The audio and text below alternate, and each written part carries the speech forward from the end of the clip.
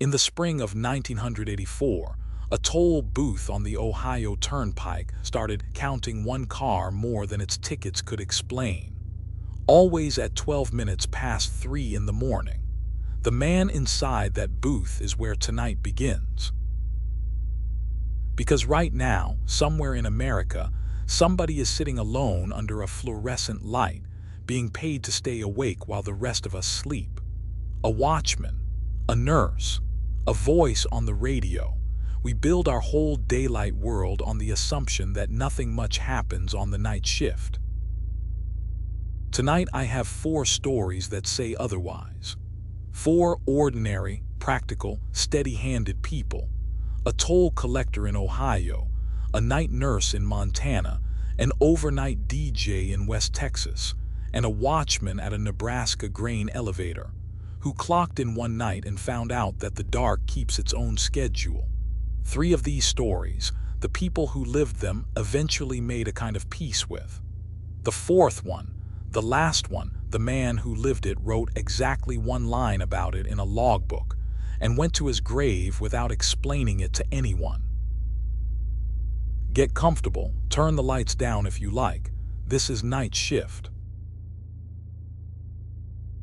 This first story comes from the Ohio Turnpike, from a man named Dale Pruitt, who worked the overnight shift at a rural exit outside Marion in the spring of 1984.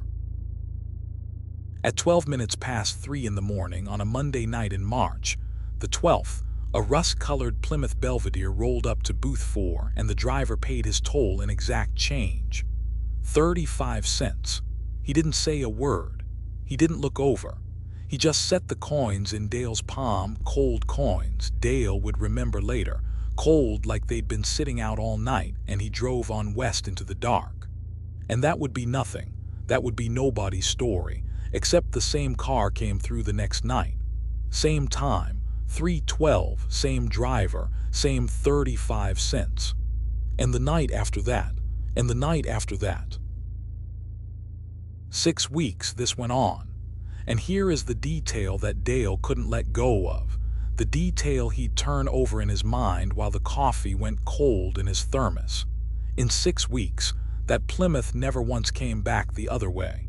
Now, before we get to where this goes, let me tell you about Dale, because you need to understand the kind of man this happened to. Dale Pruitt was 51 years old. He'd spent most of his life as a mechanic, up until his hands started aching in the cold, and then he took the booth job because it was steady, and because, honestly, he wanted the quiet. His wife, Norma, had passed 3 years before, in '81, and the house had gotten loud in the way empty houses do. The night shift suited him. You clock in at 10. You watch the trucks thin out. Around 2 in the morning, the turnpike goes still, and it's just you, a space heater, an AM radio turned down low, and the moths working the sodium lights. Dale was not a man given to imagination. I want to be clear about that. This is a man who counted the coin drawer by sound. He'd pour the quarters through his fingers and know by the weight and the ring of them if the count was off. 30 years of engine work teaches you to trust what's in front of you. A thing either turns over or it doesn't. So when the Plymouth became a regular, Dale did what a practical man does. He got curious in a practical way. First, it was small things. The car was old 50s body, one of those long low Belvederes, but it ran dead quiet. No lifter tick, no exhaust rumble, nothing. A car that age in an Ohio spring should sound like a coffee can full of bolts. This one came up the ramp like it was coasting, every night. And the driver, a man maybe 40, gray hat with a short brim, coat buttoned to the collar no matter the weather, always facing forward. In 6 weeks, Dale never saw the man's eyes. Then in April, Dale started writing down the license plate. Just habit. Just something to do at 3:12 in the morning. The plate was different every night. Same car, same rust scab over the rear wheel well, same crack in the corner of the windshield. Dale was sure of it. He was a mechanic. He knew that car by then the way you know a neighbor's walk, but the plate never matched twice. Ohio plates, Indiana plates, One night, a plate so faded Dale couldn't have said what state it was at all. He kept his list on the back page of the count book. 14 nights, 14 plates. And it was about then that the second thing surfaced. The Turnpike Commission reconciled every booth's take against its ticket log, every car, every axle count, every dime. And Dale, checking his own numbers one slow night, noticed that his log never showed the 3:12 transaction. The axle counter on the gate had ticked one car faithfully at 3:12, but no ticket matched it, no toll, no receipt. On paper, Booth 4 ran one car over every night, with nothing to show for it. He counted the drawer by sound, the way he always did. It came up 35 cents light. Every night the Plymouth passed, the drawer balanced to the penny, minus exactly one toll. Like the money he'd been handed weighed nothing at all in the world's ledger, like it had never been money. Now Dale worked 6 nights a week, but not 7. Sunday nights, the booth belonged to the relief man, a younger fellow named Marv Dillard, a talker, the kind of man who'd tell you about every deer he'd seen by Wednesday. And Dale, without explaining himself, started asking Marv a question on Monday evenings, casual as asking about the weather. Anything come through late? Anything odd? Marv never had anything. No Plymouth, no gray hat, no 3:12. Sunday nights, by every record and every word out of Marv's mouth, were as empty as a night gets. 6 weeks, and the car never once came through on Dale's night off. You can hold that fact 2 ways. Dale tried both. The comfortable way is to say, whoever this fellow is, he runs Monday to Saturday, same as half the working world. The other way, the way that found Dale at 4 in the morning, in the quiet after the last truck, is to say it plainer. The car didn't come when Dale wasn't there. It came for Dale. There was one more thing, and Dale never told the state police this part, because there was no way to write it up that didn't sound foolish. The AM radio in the booth, an old tabletop set, wood cabinet older than the booth itself, played all night, every night, turned down low. Country station out of Columbus mostly. Steel guitar and farm reports to hold the dark off. And Dale came to notice, the way you notice a draft, that in the half-minute before the Plymouth's headlights showed on the ramp, the station would slide away from him. Not static exactly. The music would thin out like it was coming from further and further down a long hallway, and underneath it something else would rise, a low, patient hum, almost like a voice holding one note. The first time, Dale blamed the set. The second time, the wiring. By the 4th or 5th time, he'd stopped blaming anything. He'd just reach over, turn the volume down to nothing, and wait with his hand on the knob while the car rolled up out of the dark, and paid and went on. And when the taillights cleared the far curve, he'd turn the knob back up and the station would be right where he left it. Steel guitar, farm reports, Columbus. He did ask one question out loud once in the empty booth to nobody.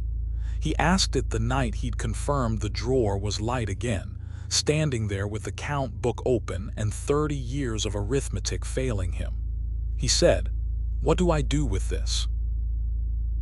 The radio played. The moths worked the sodium light. Nobody answered him, which Dale said afterward was the only mercy that whole spring showed him, because by then he'd started to believe that if he asked enough questions out loud at 3:12 with the window open, sooner or later something was going to answer. Dale didn't tell anybody. Who does a man tell? He was 3 years a widower working nights by choice, and he knew what it would sound like. So he did the only thing he knew to do with a thing that made no sense. He put it in a drawer in his mind, and he shut the drawer, and he went on taking the cold coins at 3:12, night after night, and saying nothing. Until the 26th of April. That night was clear and still, the kind of night where sound carries, where you can hear a semi change gears 2 miles off. The Plymouth came through at 3:12 the way it always did. Coins in the palm, cold, gone west. Dale logged his plate, a Kentucky plate, that night and poured himself the last of the thermos and settled back on his stool. At 3:20, headlights came up the ramp, and Dale knew before it reached the lights. He knew by the silence of it.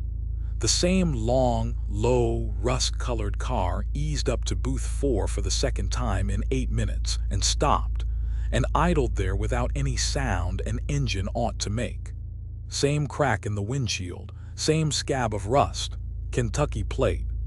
And this time, the driver turned his head. Dale said the man's face was ordinary. That's the word he used years later, telling this to his grandson, ordinary. A tired man's face under a gray hat brim, but it was wrong in a way Dale could never explain to anyone's satisfaction, and I'll just give it to you the way he gave it. He said it was like looking at a photograph of a face instead of a face, like the light on it came from somewhere other than the sodium lamps. The man held out his hand, 35 cents, and in a voice that Dale described as soft and courteous and very, very far away, the man asked him, "Did I already come through?" Dale Prout stood in that booth with the coins going cold in his open palm, and he could not answer. He said afterward that his mouth had gone dry, and that his thumb had found the worn spot on the count book and pressed it, hard, the way you hold a rail. The question had a right answer, and he didn't know what happened if he said it out loud, so he said nothing. And after a moment the man faced forward again, like a man who's remembered something private and sad. The Plymouth rolled on west into the dark. The crickets came back up, and Dale realized that at some point the crickets had stopped. He locked the booth. Against every regulation the Turnpike Commission had, he locked the booth, walked to the plaza building, and sat in the break room with the lights on until his relief came in at 6. Now, here's what a practical man does the next morning. He doesn't call a priest, he calls the state police. Dale filed it as a suspicious vehicle, repeated passages, plates that didn't match. A trooper named Harlan Voss took it seriously enough to run the plate numbers off the back page of Dale's count book. Most came back as nothing plates that had expired or numbers that had never been issued at all. But the Kentucky plate, the one from the night of the 26th, that one came back with a record. It had been issued in 1961 to a rust-colored Plymouth Belvedere. The registered owner had died in the winter of 1962 on the Turnpike westbound in the ice, about 4 miles shy of Dale's exit. The report said he'd been driving home. The report said he never made it through the interchange. Trooper Voss showed Dale the man's license photograph, and Dale looked at it a long time, and then he handed it back, and all he said was, "That's him, and you're not going to catch him." Dale Prout transferred to the day shift the following week. He gave the commission some reason about his eyes and the headlights, and they didn't push. He worked days another 9 years, retired in '93, and he only ever told this story twice, once to Trooper Voss, and once near the end of his life to his grandson, who is the reason you and I get to hear it. But there's one more piece, and it's the piece I can't get out of my head. The exit stayed open until 1995, and a plaza supervisor, a woman who never knew Dale, never heard any of this, confirmed, years later, that Booth 4 had a standing quirk in its nightly reconciliation, a discrepancy the auditors learned to just initial and pass along, right up until the day they closed the ramp and pulled the gates out of the ground. The count at Booth 4 came up 1 car over, always at 3:12. This next one comes from a hospital in Deer Lodge, Montana, in the winter of 1977, from a night nurse named Carol Masner. And it starts with a patient telling her something that patients, as it turns out, had been telling nurses on that ward for a very long time. It was a little after 2 in the morning in February when Carol answered the call light in room 9. The patient in that room was a man named Aldous Brandt. Everybody called him Ollie, 81 years old, a retired logger, in with pneumonia and fighting it about as well as an 81-year-old can. Sharp as a tack, though, dry sense of humor. The kind of old man nurses look forward to on their rounds. Ollie wasn't in any distress. He was sitting up against his pillows in the dark, calm as you please. And when Carol came in, he nodded past her, toward the doorway she just walked through, and he said, "The young fella in the wet coat is back. You just missed him." Carol looked. Of course she looked the hallway behind her, lit low the way wards are lit at night, 40 feet of waxed linoleum in both directions.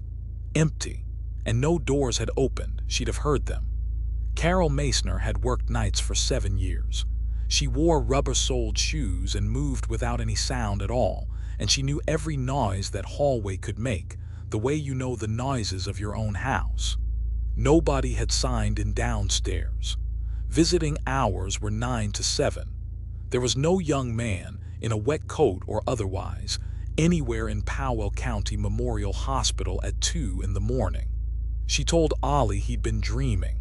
Ollie looked at her with those bright old eyes and he said, "Honey, I've been dreaming since 1902. I know the difference." Now Carol was 34 years old that winter, and her nights had a shape worth knowing. 12 beds on the East Ward, rounds on the hour. Between rounds, a desk lamp, a paperback, a cup of coffee from the little kitchen down the hall. The percolator there ran all night, and the smell of it was the closest thing the ward had to a heartbeat. Deer Lodge in February is 10 below zero and silent as the moon. Nights in a small hospital are long, and mostly what a night nurse fights is not emergencies, it's the quiet. So a lucid patient seeing a visitor who wasn't there, that stayed with her. It itched. And a few nights later, on a slow shift, Carol did something nurses aren't exactly encouraged to do. She went down to medical records with her coffee, and she pulled the old charts for the East Ward. She wasn't even sure what she was looking for. What she found was this. In August of 1961, a patient in room 9, a woman recovering from surgery, had complained, quote, of a young man standing in her doorway at night in wet clothing. The night nurse had charted it as confusion. In 1966, same room, an elderly man states that a wet young man watches him from the hall, reassured, slept well after. 1954, 1958, twice in 1970. Different patients, different decades, different handwriting on the charts. The same young man, the same dark canvas coat soaked through, always at night, always room 9. And here's the thing that made Carol set her coffee down. Not one of the charts described the patients as frightened. Reassured, slept well after, calm. Over and over in the clipped language nurses used the same strange note. Whatever this was, the people who saw it were not afraid of it. Ollie hadn't been either. "You just missed him," he'd said, like he was talking about a nephew who couldn't stay. Carol asked around quietly, the way you do. And it was one of the old orderlies, a man who'd been pushing mops in that building since Truman, who told her about the lumber. The East Wing, he said, was added on in 1949. Money was tight after the war, and the county bought its timber cheap and close. Salvaged lumber out of the logging camp up at Flint Creek, the camp that got taken by the flood in the spring of '48. 3 men drowned in that water. They recovered 2 of them. The third, the youngest, a boy of 19, they never found. Carol did one more thing with those charts, and it's the piece of this story I find hardest to shake. She went looking for the nurses. Some of the handwriting she recognized, women who'd trained her, women long retired, a couple still in town. And that spring, on a day off, Carol drove out to see one of them.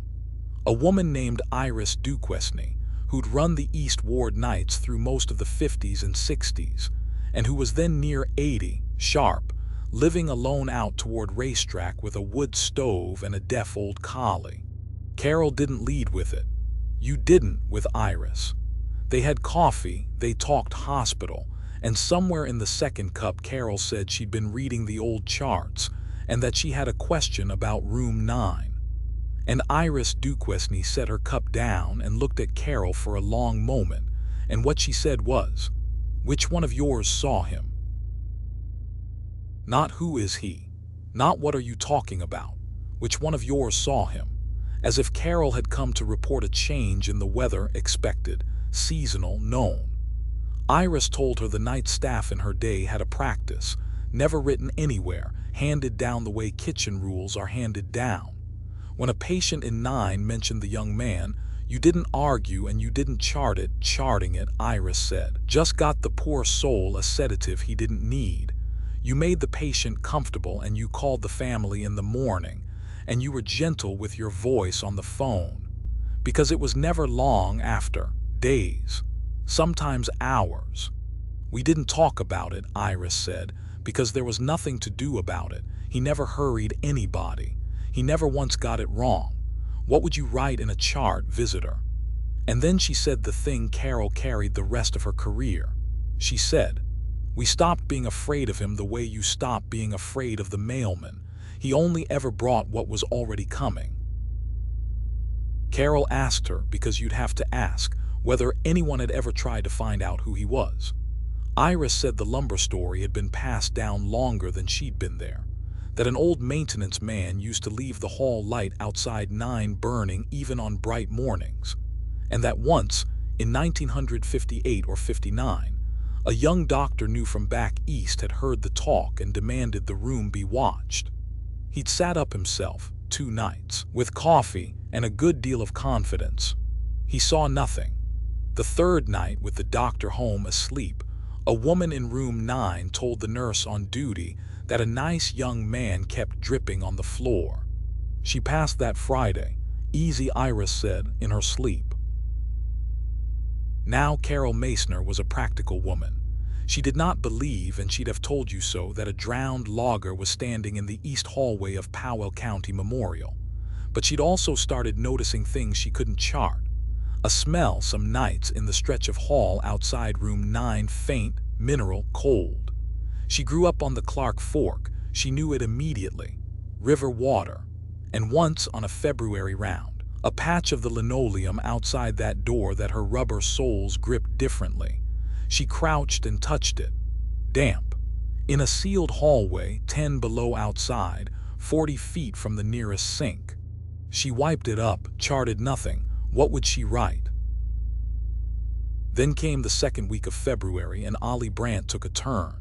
Pneumonia at 81 is a patient enemy. It falls back and waits and comes on again at night. And on the 8th of February, Carol came on shift and the evening nurse told her Ollie'd had a hard day, and Carol looked at his chart and she made a decision that wasn't quite protocol. After her 10 o'clock rounds, she took her paperback and her coffee and she went and sat with him. Room 9, the chair by the window. If the young man came, she was going to see him. The ward settled. The percolator smell drifted up the hall. Ollie slept and woke, and they talked a little about logging, about his late wife, about how Deer Lodge used to be, and he slept again. The window at Carol's shoulder was black as a chalkboard, 10 below on the other side of the glass, and the only light was the crack under the hallway door. At 4:07 in the morning, she looked at her watch. Nurses always look at their watch. The light under the door changed. Not a shadow crossing. Nothing so quick. It dimmed the way a light dims when something is standing in it, and it stayed dimmed. Carol Masner sat in that chair with her heart going, watching the door not open. The handle never moved. The door was at her back now, and she was facing the black window, and the window at night holds the whole room in it like still water. It held the doorway, and low in the doorway near the floor, a wet shine, like a boot that's just come out of a creek. She did not turn around. She'd tell her daughter years later, turning around was the one thing she could not make her body do. She sat facing the window, looking at that reflection, and the reflection did not move, and the smell of the river came into the room, soft as the smell of coffee. And it was Ollie who spoke. She hadn't known he was awake. His voice was easy and low and completely unafraid, and what he said was, "He's not here for me, honey. He just waits with us. That's all he's doing, he waits with us." When Carol finally turned, and she couldn't say how long it took her, the doorway was empty, and the light under the door was bright and even, and the linoleum outside room 9 was dry as a bone. Ollie Brandt died 3 nights later, in his sleep between rounds without a sound. And when Carol found him on her 2 o'clock pass, his face, and this is her word, the word she used for 20 years, his face was pleased. Like a man at the end of a long shift with his ride home idling outside.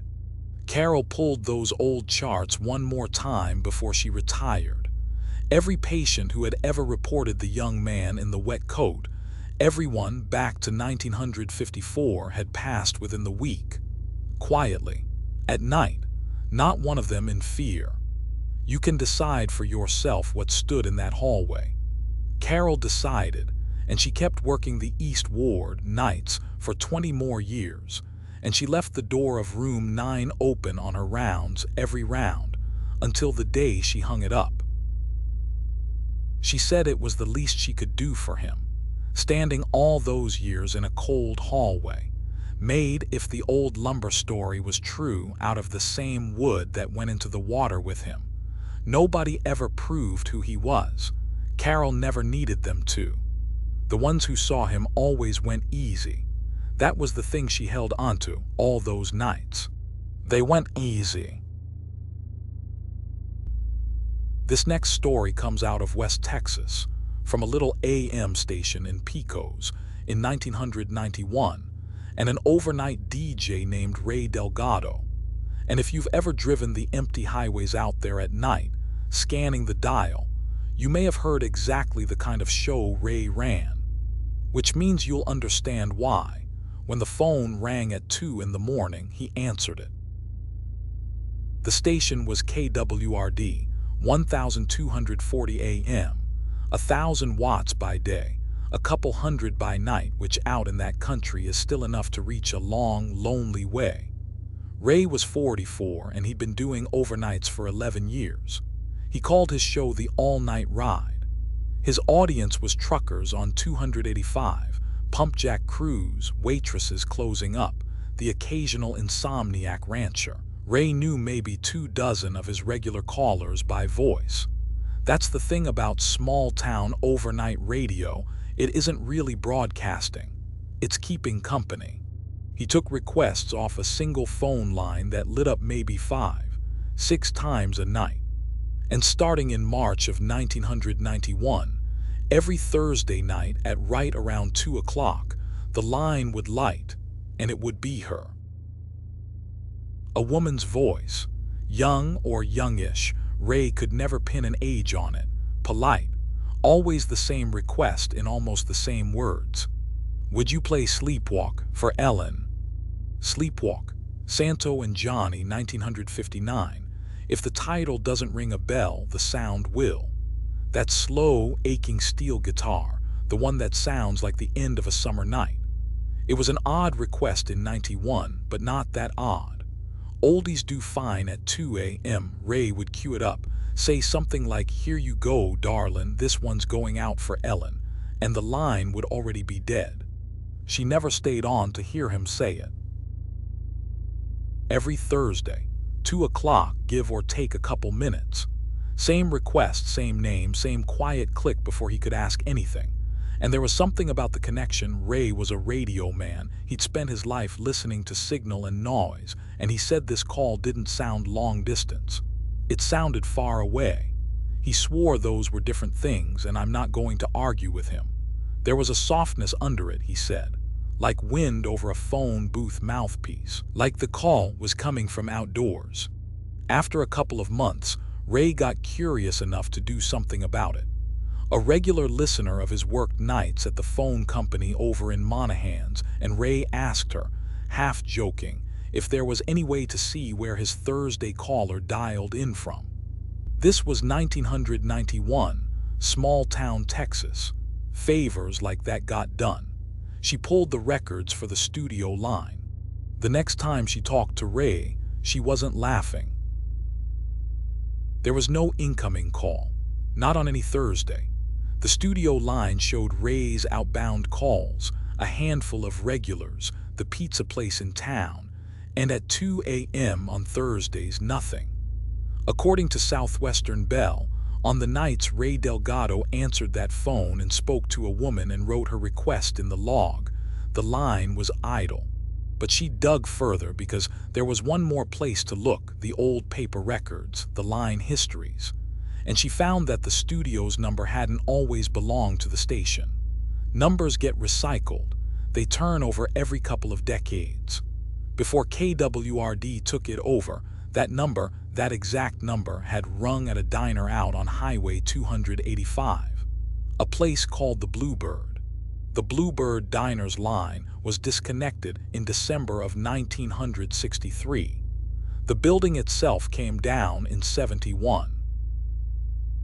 Before we go to the library, because that's where Ray went next, I have to tell you what he tried first, because it's the detail that convinces me about this story. Ray Delgado was a broadcast man, and a broadcast man's instinct, when the world gets strange, is to get it on tape. The station kept a logger, an old reel-to-reel that recorded everything that went out over the air slow speed, round the clock because the FCC said so. But the logger only caught what went to air. The phone was a separate animal. So Ray did a jury rig any radio man of that era would recognize.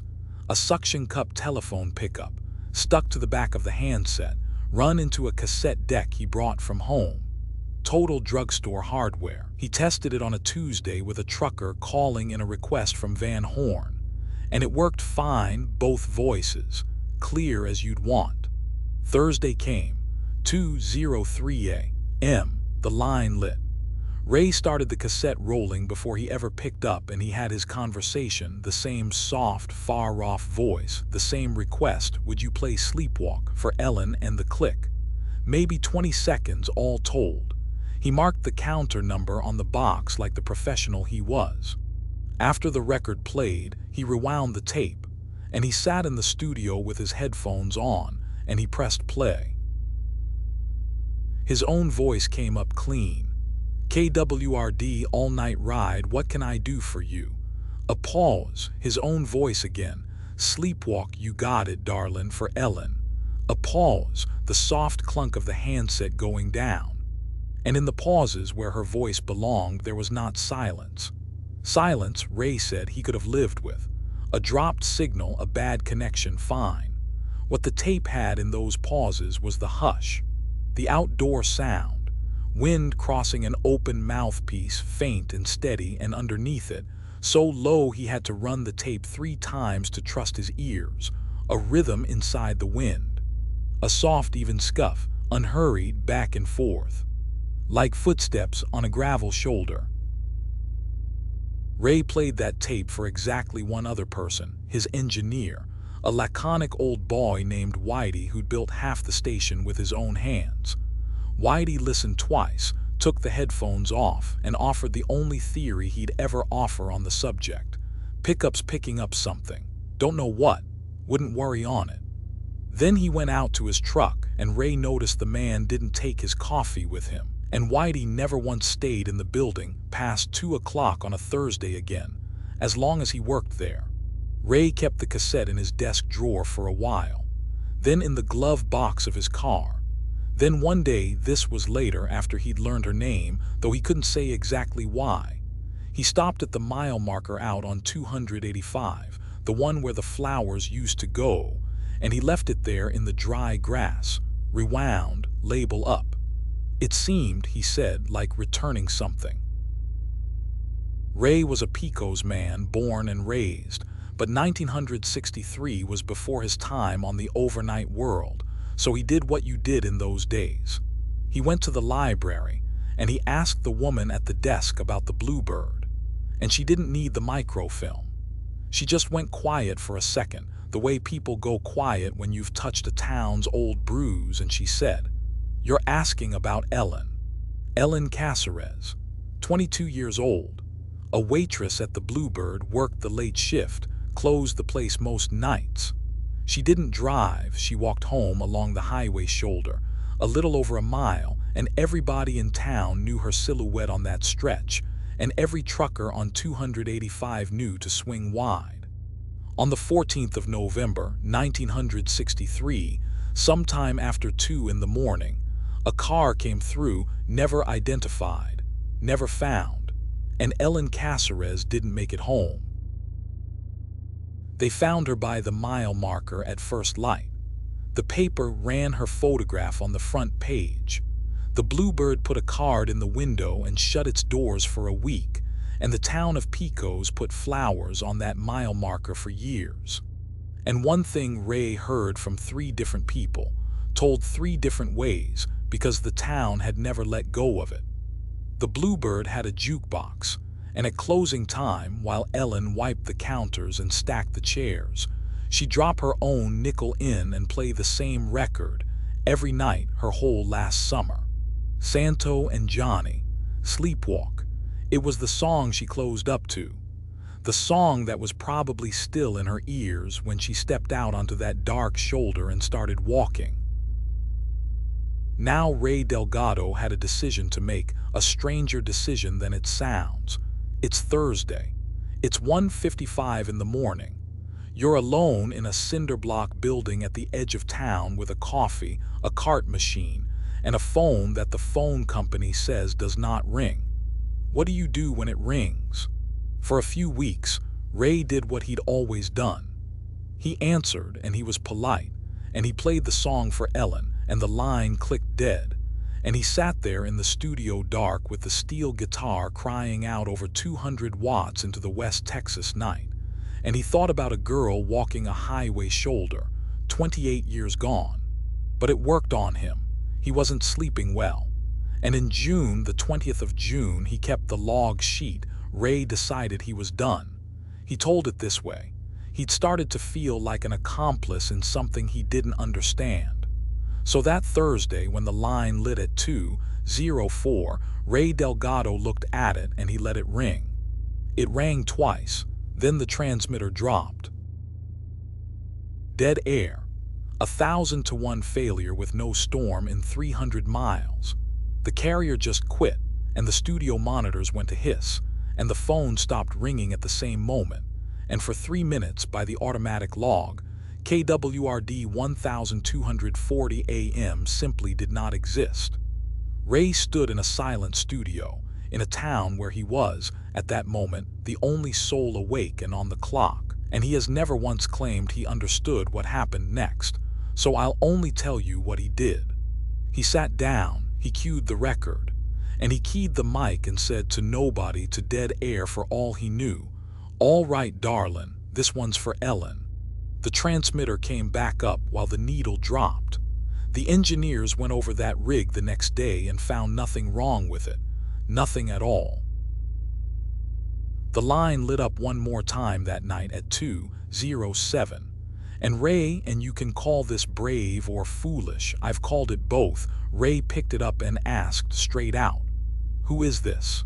There was that soft outdoor hush on the line, and the voice, far away and not one bit unkind, said, "You know me, Ray, you play it every week." And then quieter, like someone turning to look down a dark road. "She walks home while it plays." Clicking. Ray never learned who she was. He asked twice more over the years, gently, and the hush on the line never answered him again. He stopped asking. Ray Delgado played Sleepwalk every Thursday night at 2:04 for the rest of his career. He never let it ring through again. He'd answer, and some Thursdays there was a voice, and some Thursdays there was only the hush, and either way he'd say, "I've got you covered, darlin'," and cue the record. He did it the way a man tends a grave, quietly, on schedule. for 8 more years until 1999, when the station switched to satellite automation, and there was no DJ in that building at 2 in the morning, ever again. The last thing Ray did before he cleaned out his desk was program the automation. One local insert set into the schedule for good, Thursdays 2:04 a.m. You can guess the song. Ray passed in 2016. The stations changed hands twice, but the old paper logs from his years, the request sheets, ended up boxed in a collector's garage in Midland, and the man who owns them says you can flip through and find it, week after week after week, in Ray's blocky handwriting. Every Thursday, 2:04 a.m. song title, dedication, and a line for the caller's name. The line is never blank. It just says her.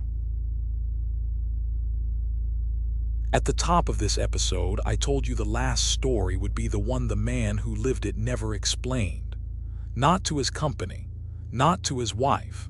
He wrote one line about it in a logbook, and we'll get to that line.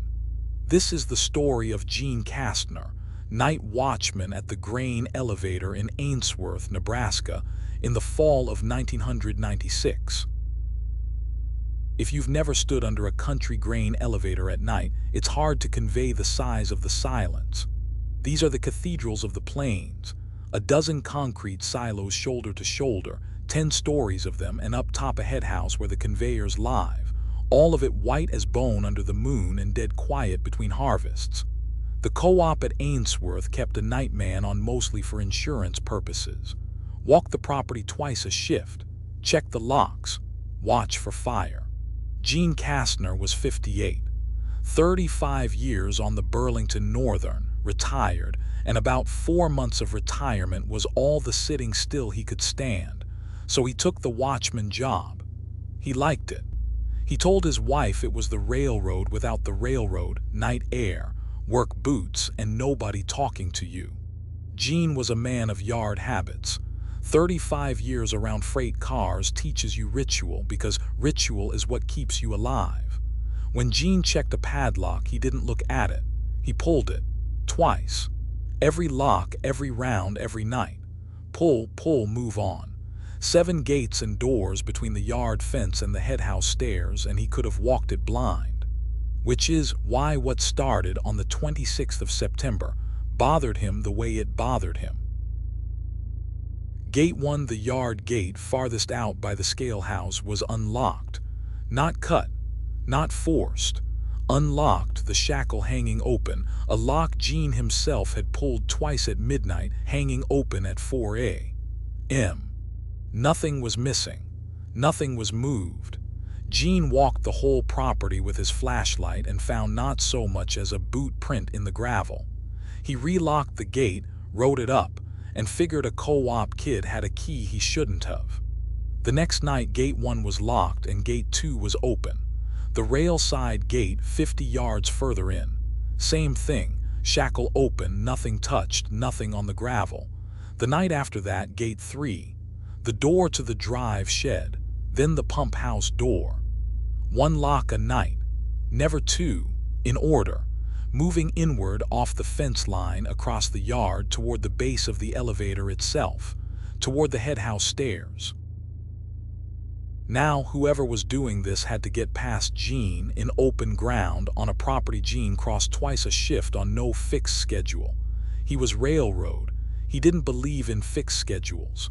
They had to defeat good padlocks without a mark, in the dark, leaving no prints in September gravel that took a print if you breathed on it. And they had to want nothing. Night after night, they took nothing. Gene stopped writing it up because he'd read his own reports and they sounded like a man who needed his eyes checked, or worse. What he did instead, and God bless the railroad men, this is exactly what one would do, was start dusting his own locks. Fine grain dust, wiped over the brass with a thumb. Touch that lock, you leave a streak. Open it, you leave your thumbprint back at me. The next morning, the 5th lock, the breezeway chain, hung open. The dust on the brass was undisturbed, not smudged, not wiped clean, undisturbed. The way brass looks when nothing has touched it, on a lock that had been locked at midnight and was open at 4. Pause on Gene for a second, because the shape of this next decision tells you who he was. A frightened man calls the sheriff. A curious man tells the co-op manager. Gene Kastner did neither. He'd spent 35 years in freight yards at night. He'd pulled dead men out from under couplers and worked around things heavy enough to erase you without noticing. His fear had a high floor. What he had wasn't fear yet. It was a puzzle with one gate left. Before the 7th lock, Gene tried one more thing, and it's the moment this stops being a puzzle and becomes something else. He decided to catch it in the act. The 6th lock, the man door at the base of the silo row, sat in plain view of the scale house, maybe 80 yards across open gravel. So on the 1st of October, Gene parked his pickup behind the scale house window, poured his coffee, killed his flashlight, and settled in to watch that door the way he'd once watched switching yards for the railroad. Still, patient, eyes soft so they'd catch movement anywhere in the frame. A man who has spent whole winter nights watching for hotboxes on passing freights does not doze off at midnight. Gene watched that door from 11 at night until 4:30 in the morning, and nothing crossed that gravel. Not a cat, not a paper cup on the wind, nothing. At 4:30 he stepped out of the truck, stretched his knees, and walked his round. Every gate, every door, pull, pull. Every lock on the property was locked, including the 6th. He pulled it twice with his own hand, 10 minutes shy of 5 a.m. Then he walked the fence line, checked the scale, and came back past the silo row on his way in. 20 minutes, maybe 25, with the whole yard silent around him and first light still an hour off. The 6th lock was hanging open. In the one stretch of the one round when his back was to it. After 6 hours of being watched, it had waited for the 20 minutes it wasn't. And Gene stood there in the dark with his flashlight on that open shackle, and he said out loud to the yard, because by then it had stopped feeling foolish to talk to it, he said, "All right, you don't want to be seen. I quit looking." He told his wife much later that saying it felt exactly like yard courtesy, like stepping back from the gauge when a train's coming through, not because you're afraid of the train, but because the right-of-way isn't yours. Whatever was working its way in toward the head house, gate by gate, it had a route and a schedule, and it did not care to be watched at its work. And every instinct 35 years of night yards had put into Gene Kastner told him the same two things at once: that it meant him no harm, and that it was almost where it was going. The 7th lock was the head house. The steel door at the top of the elevator, 10 stories up an outside caged ladder and a run of catwalk stairs. Nobody went up there between harvests. So the next night, the 2nd of October, Gene climbed. Not at 4 a.m., at midnight. Ahead of schedule, ahead of whatever was coming inward, one gate a night, like a tide. The head house lock was still locked. He pulled it twice. And then, because he was up there anyway, Gene did the thing nobody had done since August. He opened the door himself, and he put his light inside. The beam went across the conveyor housings, the distributor. 40 years of cobwebs and grain dust laid down like gray snow. And in that dust, in dust that hadn't been walked on since summer, there were footprints. Boot prints. A working man's boots, worn smooth at the heel. They did not come in from the door. Gene swept his light back and forth a long time to be sure of this, and he was sure. And 40-some years later, I'm going to trust a railroad man on the subject of tracks. The prints started in the middle of the floor, as if a man had been set down there gently out of nothing. And they walked away from that spot, a short line of them, maybe a dozen steps to the far corner, behind the head pulley, where the light didn't naturally fall. In that corner, there was a nest. That's the word Gene used. A bedroll army surplus gone to rot, a coffee can gone to rust, a kerosene lamp, and newspapers folded square, read and reread, the way men fold a paper when the paper is all they've got. Omaha World Herald, every one of them from the fall of 1955. Somebody had lived up there. 10 stories over Ainsworth, behind the head pulley, in 1955. And as far as Jean could read the dust, nobody had crossed that floor since, except the boot prints that started in the middle of it, that were not there in August, walking 12 steps from nothing to that corner. Jean went back down. He locked the door. Pull, pull. And the next day, on his own time, he went to the co-op office and asked the bookkeeper if he could see the old records. Payroll, 1955. It was all there, in a fireproof cabinet nobody'd opened in decades. And in the wage ledger for October 1955, one line in fountain pen with a notation in the margin. Emil Sauer, discharged, never collected pay, $31.40. The bookkeeper, who was 60-some herself, knew the name from her father's time. Emil Sauer was a drifter the co-op had taken on for harvest in '55, kept to himself, slept nobody knew where, and one night in the middle of his shift in the middle of October, he walked off the job and was never seen again. The story the town settled on was that he'd hopped an eastbound freight. Men like Emil did. Nobody went looking. Nobody, it appears, ever wondered where a man who slept nobody knew where had been sleeping. And one detail Jean could not leave alone. In the back of that same cabinet was an envelope. Brown paper, sealed, soft with age. Payroll had made it up in 1955 and it had simply never been claimed. And in the way of small-town ledgers, it had never been unmade either, because the books wouldn't balance. $31.40. Emil Sauer's last pay, sitting in a cabinet for 41 years, 80 feet from where the man had kept a bedroll and a coffee can, and a stack of folded newspapers. Jean asked the bookkeeper to do something odd, and she did it, maybe because of how he asked. They put the envelope in the office safe, the real safe, the round combination job older than both of them. Jean turned the handle himself and heard it seat.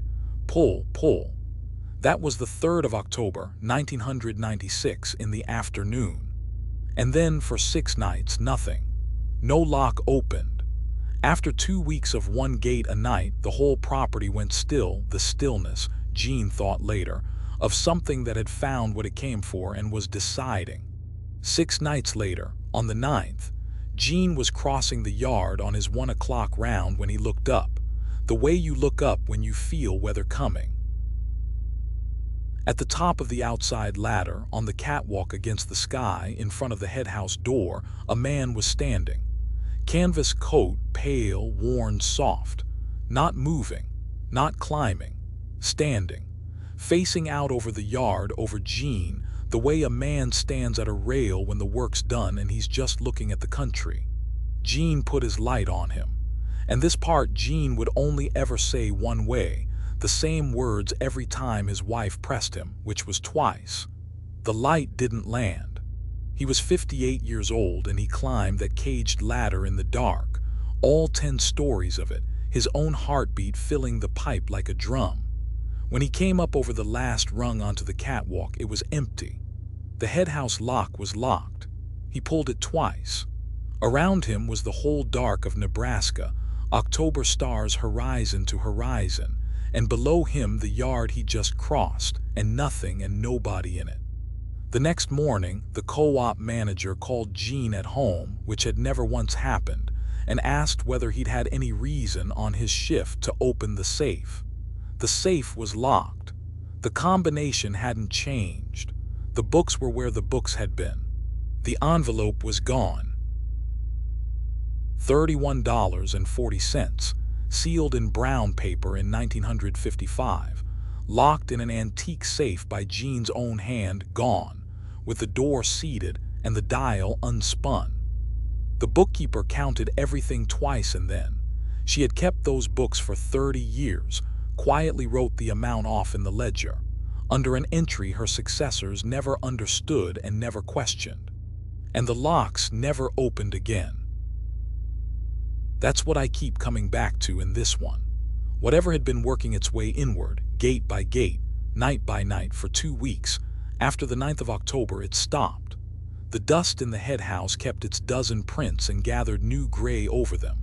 And what became of Emil Sauer, whether he walked into the dark that October night in 1955, or never left the property at all, nobody ever learned.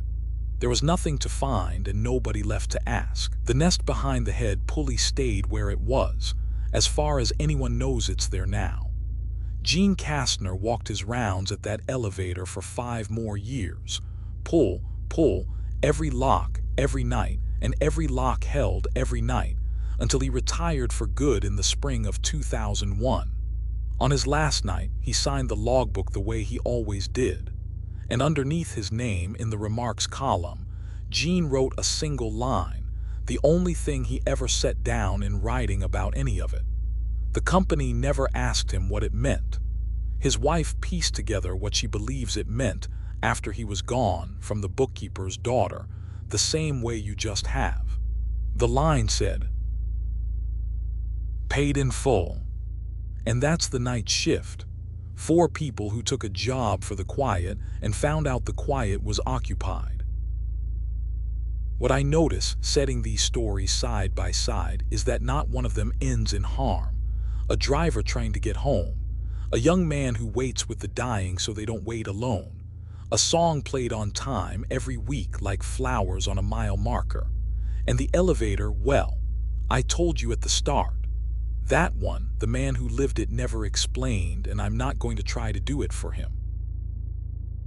If you've worked nights and the dark ever kept you company in a way you couldn't explain, tell me. I'm usually up late myself. Next week I'll be back with a story from a fire lookout tower in the Idaho wilderness. A story about a logbook, a thunderstorm, and a knock, 90 feet off the ground. Until then, sleep well. Somebody's got the watch. Good night.